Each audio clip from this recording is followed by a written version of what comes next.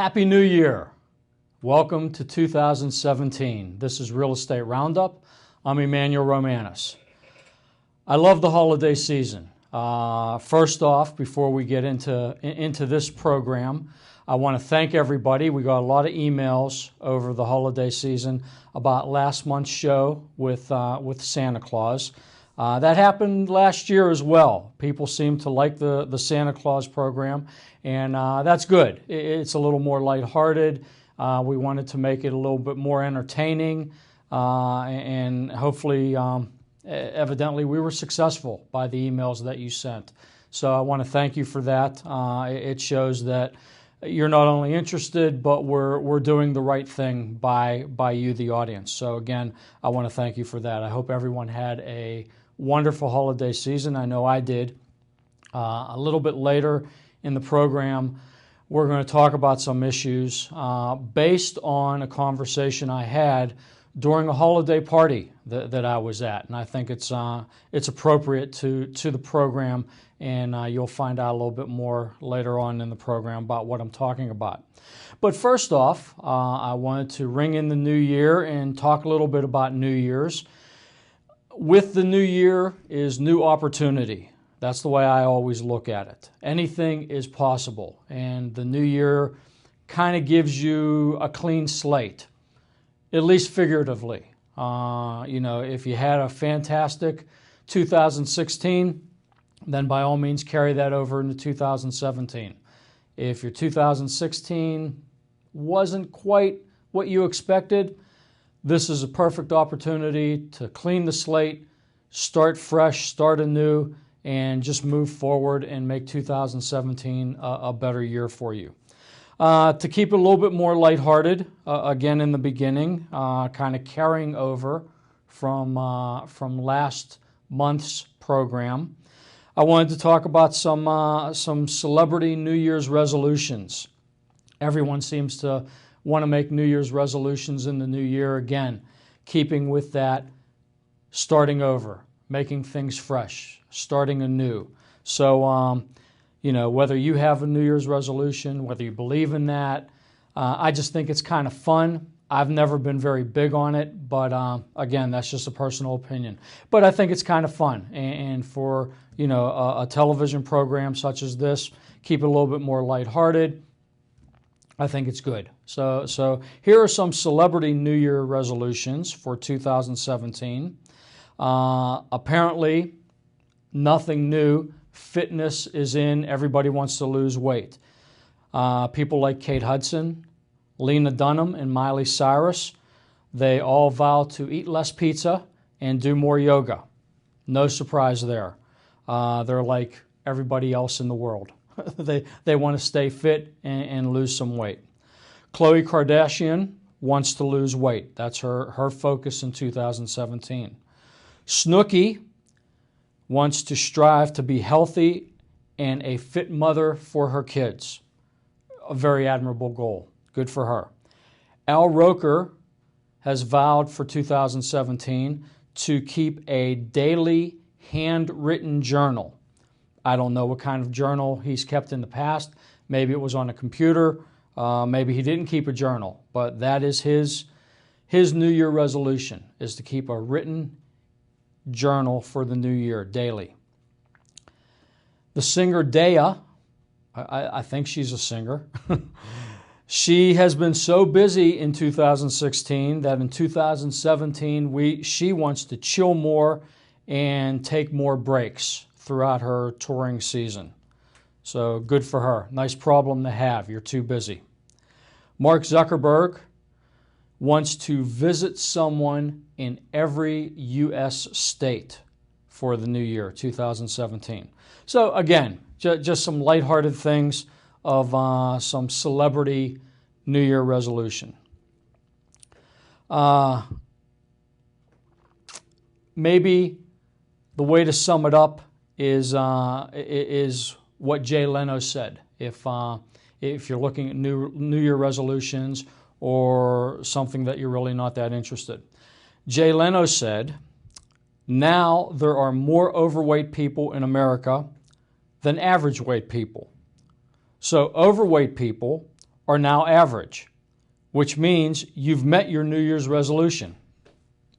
So it looks like any way you want to look at it, there's a way around it, so you come out a winner. Fantastic. That brings us to our recurring segment, Who Knew? And we're going to stay within the New Year theme. And I got to thinking about this, and it's something I never knew. Maybe you did. But why do we celebrate the New Year on January 1st? The answer when we come back. Stick around.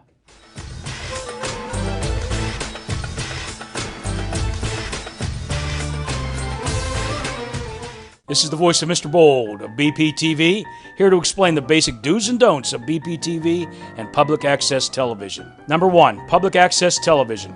Public access means that BPTV's facilities and equipment are available for any Bethel Park resident or organization to use for the purpose of making a TV program to air on our station. Number 2, not-for-profit. The nice part about this is that all of our equipment and facilities are available absolutely free of charge. Do not come to BPTV with the intention of starting your own home shopping network. Feel free to bring in your favorite waffle iron and demonstrate how it works, but do not ask Mr. Bold to help you sell your favorite waffle iron to the fine residents of Bethel Park. That will not happen.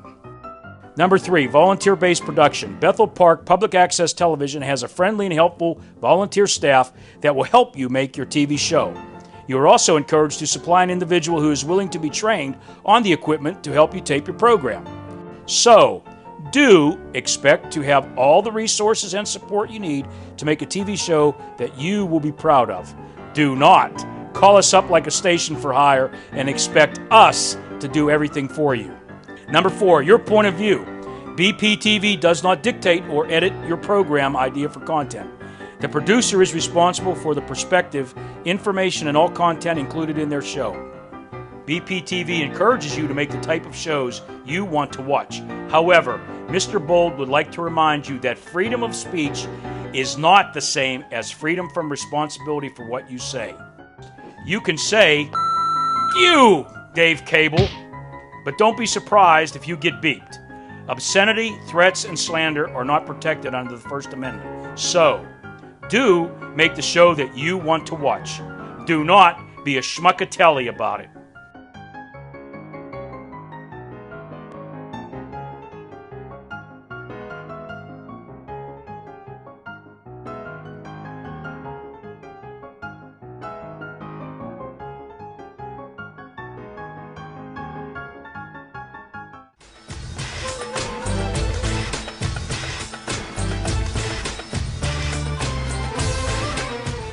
Okay, welcome back. Before the break, I posed the question, why do we celebrate New Year on January 1st? Well, the answer is the earliest recorded festivities to honor the New Year date back some 4,000 years to ancient Babylon. The New Year was actually celebrated in late March, specifically the first new moon following the vernal equinox. It wasn't until 45 BC that the New Year was celebrated on January 1 as a result of Julius Caesar's newly designed Julian calendar. However, during the Middle Ages, celebrating the New Year in January fell out of practice. It wasn't until 1582, at the behest of Pope Gregory VIII, that the Gregorian calendar was implemented once again, making the New Year celebration fall on January 1. And it has been that way ever since. So that is why we celebrate New Year on January the 1st. Goes back a long time. So anyway, keeping within that, and again, I want to continue with this theme a little bit more to make it a little more lighthearted. In the U.S., I want to look at some of the New Year traditions around the world. In the U.S., obviously, we watch the ball drop, we drink champagne, get that first kiss from our sweetie, and sing Auld Lang Syne. But what do they do around the world in other countries? Is it the same? Is it different? What are some of the traditions there? And I thought this was kind of interesting. In Spain, when the clock hits 12, the people will quickly eat 12 grapes, one for each stroke of the clock, and this is to bring good luck. In Colombia, residents tote empty suitcases around the block, hoping for a travel-filled year. Japan, the faithful wear a costume of the New Year's zodiac animal to the local temple. This is to bring good luck to the family as well as the people making the pilgrimage. Denmark, they stand on chairs and jump off together at midnight, holding hands. Jumping into the new year is supposed to bring good luck.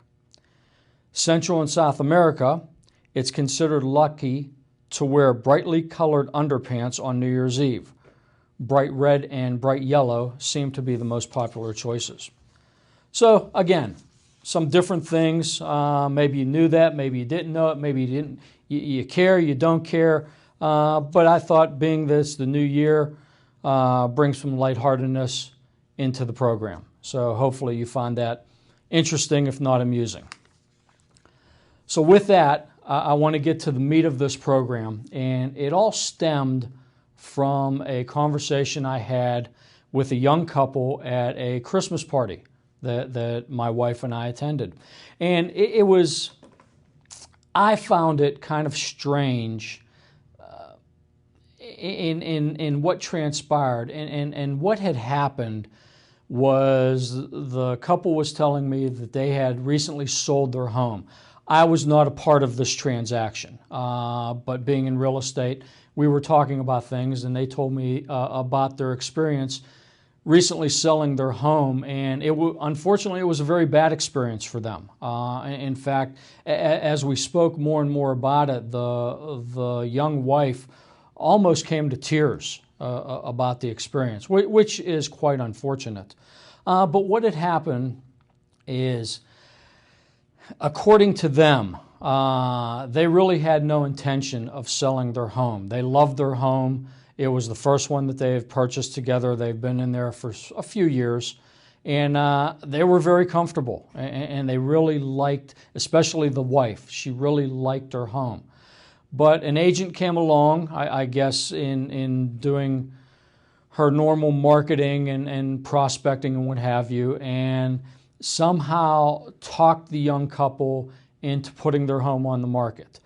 What I find strange about this, and unfortunately this happens quite a bit, so my thinking on this subject tends to be in the minority because it happens more than you would think.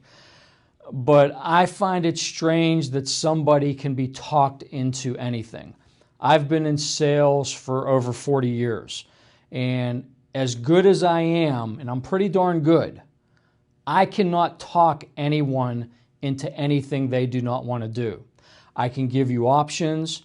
I can give you information and make a very strong case to point you in a certain direction. But bottom line, I'm not good enough. I'm not a hypnotist. I cannot talk anyone into doing something they do not want to do. I don't know of anyone that is that good. And like I said, I've been doing this for over 40 years. But anyway, I digress. According to the young couple, they were talked into putting their home on the market. It eventually did sell. It sold at a much lower price than they had wanted. And, the bottom line was the couple really didn't want to leave their home. They ended up moving in with his parents while they were in the process. They decided ultimately to build their own home, which, was always a dream, but the timing just wasn't right. So they're going to spend the next year or two living with their parents while they scrape the money together to build the home that they want.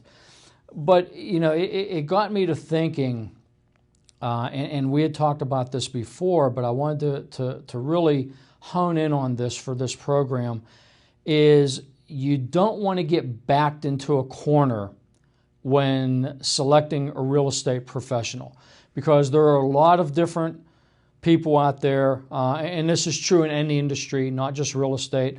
There are some very, very excellent real estate professionals. There are some that are not so good. There are some that are just downright shady. That's just a fact of human life. So, unfortunately, these young folks seem to have gotten backed into a corner. And in order to avoid that, I wanted to talk about what you should look for when it comes time to sell your home or to buy a home, and what you should look for in a real estate professional. First thing is, what is their business philosophy? In real estate, by law, we as real estate professionals have a fiduciary duty to do what is in the best interest of our clients. My wife and I take that fiduciary duty very, very seriously, as do a myriad of other real estate professionals. In fact, the vast majority take that very, very seriously. But by law, the idea is to do no harm to the client. We work in your best interest. So you want to talk to your real estate professional about that. How seriously do they take that fiduciary duty? Another thing that my wife and I stress, and a lot of other professionals do this as well, I don't want to just single ourselves out, but I'm talking from personal experience because that's what I know the best of, is what I've actually done. We have no illusions that we work for the client. Now, in our experience, we will suggest, we will recommend, we will give you data, but the bottom line is we're going to do what you want to do. We will recommend what we think is the best course of action, but we work for you, not the other way around. That's the type of real estate professional, in my opinion, that you want working for you. Somebody that understands they work for you, not the other way around. Does the professional that you're planning on hiring, are they involved in the community? Is that something that's even important to you? Things of this nature are something you want to look at. The bottom line is, are you comfortable with the person that you're working with to sell your property? Another thing that is very important is accessibility. Is your real estate professional accessible to you? One thing you may want to consider is working with a team. My wife and I are a team. We kind of joke when we talk to people is you're getting two professionals for the price of one. We laugh about that, but it really is true. Typically, one of us is always available to our clients. We're accessible to you. When we can both show up, we will. But you usually have access to one of us. Is that important to you? I think it is. Do you think it is? But that's something you need to discuss. How accessible is your real estate professional to you? Communication. This is a huge issue that I continually hear complaints about. My realtor does not communicate with me. I don't know what's going on. Or I hear about things too late after the fact.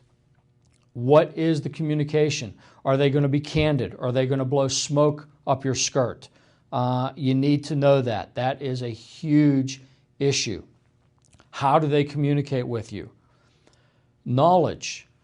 Are they knowledgeable? If you have a $2 million home, are you going to find a professional that is comfortable and experienced in the $1 million marketplace? Or are you talking to somebody who typically sells homes between $100,000 and $250,000?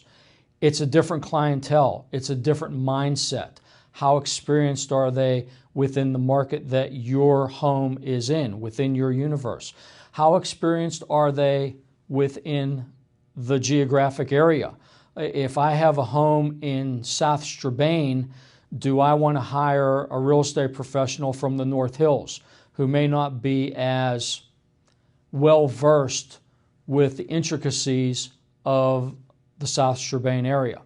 These are things you need to look into.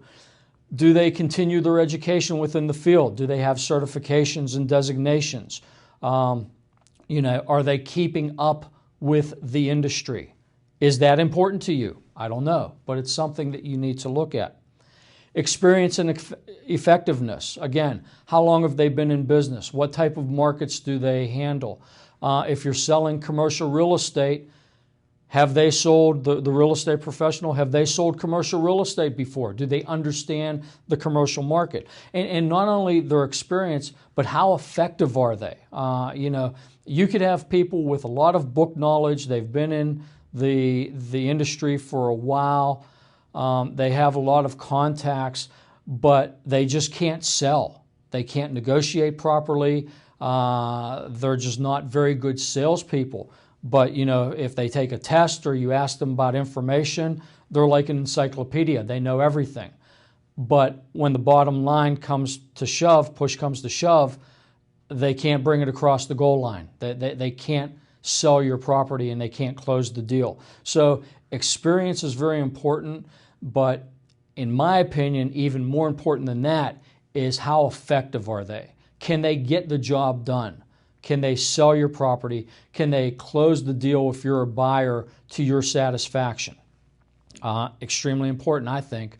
And finally, are they dedicated? There are a lot of real estate professionals that do this on a part-time basis. Yeah, I'm a teacher. I work for FedEx loading boxes, but I do this on the side to make some extra money. A lot of real estate professionals do this on a part-time basis. Is that the type of person that you want working for you? If it is, that's fine. But you need to know that up front. Or is this a full-time job? Is this their profession? Is this their livelihood? You need to know these things up front. My wife and I both do this on a full-time basis. There are some other teams out there where one does it full-time, one helps on a part-time basis. Again, not necessarily an issue, but you need to know these things. How committed are they to the industry? How committed are they to you? A lot of these bigger teams you will find where the core principals have been in the business a long time, do a wonderful, wonderful job, but they've gotten so big and so busy that you may not even see them. You may be working with one of their assistants or one of their underlings on your particular real estate issue, and they may not be as well seasoned. So again, could be an issue, may not be an issue. The whole point is you need to ask these questions and you need to understand the type of person that is going to be representing you and make sure that you're comfortable with that person. So again, you don't want to get backed into a corner when selecting a real estate professional. Go in with your eyes open, make sure you understand what you're getting into, who you are dealing with, who is representing you, and make sure that you are comfortable with that person. So again, I thought it was very important that we cover something like this.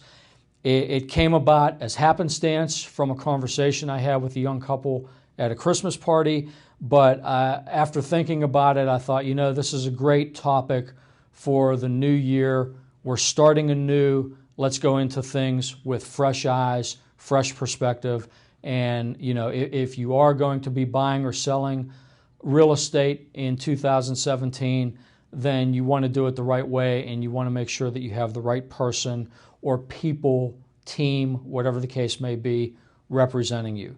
So don't go into a blind, don't get backed into a corner. Okay, with that, we're going to take a short break, so stick around, and we'll be right back.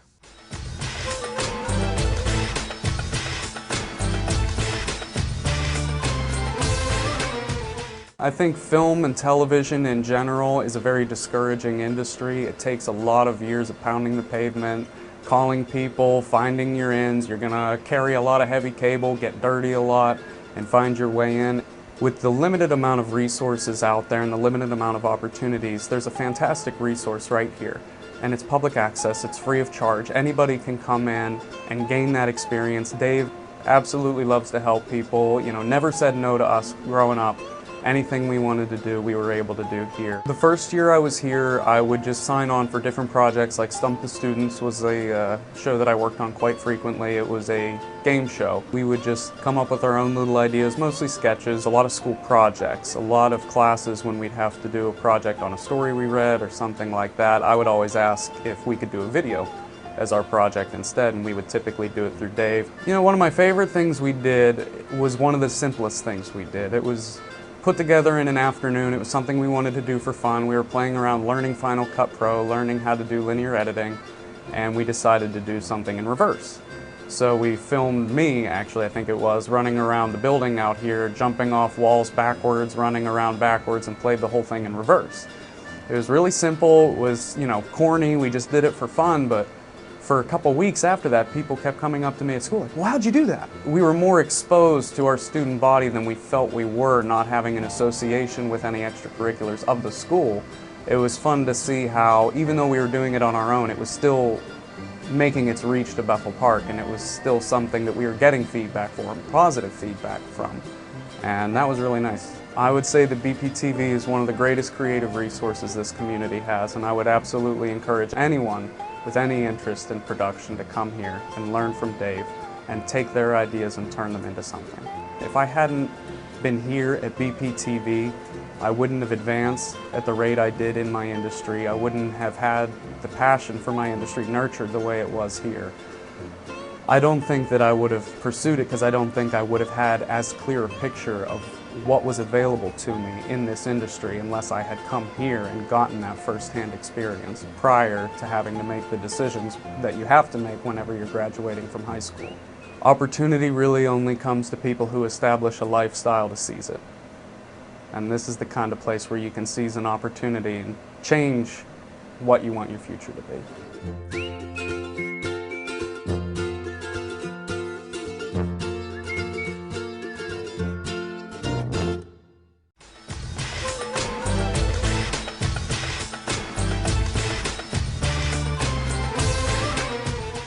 Welcome back. Before we sign off, I want to let everybody know that we have a lot of great things packed for 2017. We have a lot of great topics that we're going to be talking about. I hope, as in the past, you continue to tune in. The emails have been great, and it shows that there is interest, and I thank you for that. So hopefully we can even make the program better in 2017. Before I sign off, I want to leave you with something. Again, new year, new opportunities. I want to leave you with something that I was very fortunate to discover very early on in my life. I discovered this actually my senior year of high school, and I've kind of lived this up till now, up till that time, and I think it's very profound. So let me just share it with you. If I wake up tomorrow, I have the opportunity to do anything I wish. If I don't wake up tomorrow, all my troubles are over. Either way, I win. I want to thank you for watching. If you want to contact the program, our email address is realestateroundup@outlook.com. Have a wonderful 2017, and we'll see you next time. Thanks.